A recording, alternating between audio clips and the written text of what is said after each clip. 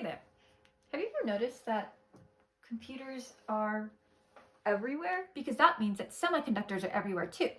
Semiconductors are material with an electrical resistance between that of an insulator and a conductor. It doesn't completely block the flow of electrons like an insulator, like say rubber or rubber band may, but at the same time, it doesn't let electrons flow easily through it, like many conductors or metals would.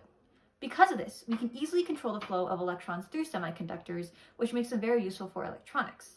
Transistors, which are key in controlling and modifying electronic signals and are part of almost every electronic device, are made up of semiconductors. One of the most common uses of transistors is the computer memory chips that we have in our phones and computers. So you can thank semiconductors for storing all of the memes you've collected over the years. To understand semiconductors, we need to first understand atoms and electricity. Atoms are composed of a positively charged nucleus surrounded by negatively charged electrons. The outermost electrons are known as valence electrons, and they are the most loosely attracted to the positive nucleus, and thus they can be easily removed. Electricity describes the flow of electrons.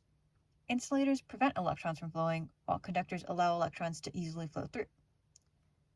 Most commercial semiconductors are made of silicon, so let's use this element to understand how semiconductors work. Silicon has 4 valence electrons. Now, normally silicon is an insulator. The rigid crystal structure prevents electrons from getting very far. However, adding even the smallest impurities can turn silicon into a semiconductor in a process known as doping. No, not with drugs, with elements. There are 2 main types of semiconductors, N-type and P-type. N-type semiconductors have more electrons, hence making them negative.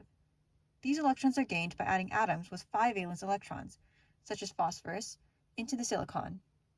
When the silicon is doped with phosphorus, a free electron is created because phosphorus must lose 1 electron to fit into the silicon crystal structure. These extra electrons help electricity to flow through the silicon. In contrast, P-type semiconductors have fewer electrons, making them positive. When atoms with 3 valence electrons, such as boron, are added into the silicon, a hole is created within the silicon crystal structure. These holes allow electrons to flow through silicon by jumping from hole to hole.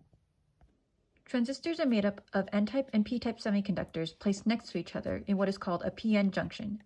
The p-n junction is special because it only allows electrons to flow in one direction, from N to P. It is difficult for electrons to flow in the opposite direction because they are naturally attracted to the positive P side. This property is the basis for controlling electricity within transistors and semiconductor chips. So, the next time you use an electronic device, remember semiconductors. They may be small, but the process of doping sure does make them mighty.